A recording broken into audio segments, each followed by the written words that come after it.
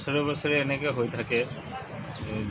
অলপ বৰষুণ হ'লে এইটো এনেকৈ পৰিস্থিতি হৈ যায় যে ইয়াত ল'ৰা ছোৱালী স্কুলত পঢ়াটো দূৰ কথা, ইয়াত বৰষুণ যেতিয়াৰ পৰা হৈ আছে তেনেকেই আছে, পানীটো কমাই নাই আৰু বছৰে বছৰে এনেকৈ পৰিস্থিতি হয়েই আমাৰ এইটো অংগনবাড়ী চেণ্টাৰত। আৰু ল'ৰা ছোৱালীবিলাকো ইয়াত আহি পঢ়িবটো দূৰৰ কথা, ইয়াত আহিব নোৱাৰা হৈছে। আমাৰ বাইদেউজনী আৰু ইয়াত উপস্থিত থাকিব নোৱাৰা হৈছে। তেখেতে এনেকৈ পানী হৈছে, কেনেকৈ ক্লাছ কৰিব। আৰু এইটো আমি ইয়াৰ কৰ্তৃপক্ষসকলক অনুৰোধ কৰিছোঁ যে এইটো চেণ্টাৰৰ পৰা অলপ চাই এইটো কেনেকৈ উন্নতি হ'ব পাৰে তাৰ এটা লিখিত ব্যৱস্থা কৰে যেন। পানীৰ অসুবিধা কিমান দিনৰ পৰা? অসুবিধাটো এতিয়া ক'লে এইটো আজি যিমান দিন বৰষুণ হৈ আছে তাৰ পৰাই, বৰষুণ হোৱা আজি 6 মাহমান হ'বই হ'ল।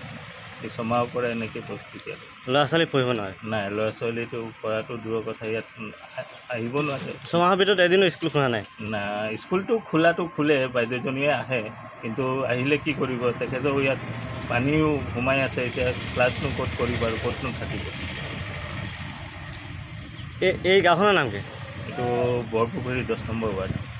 চেণ্টাৰৰ নাম কি? চেণ্টাৰটো মই ঠিক ক'ব নোৱাৰোঁ। আগতে বৰ্ডটো আছিলে বাহিৰত, এতিয়া বৰষুণৰ এনেকৈ বৰষুণ হোৱাৰ পিছত, বানপানী হোৱাৰ পিছত বৰ্ডটো ভাঙি গ'ল।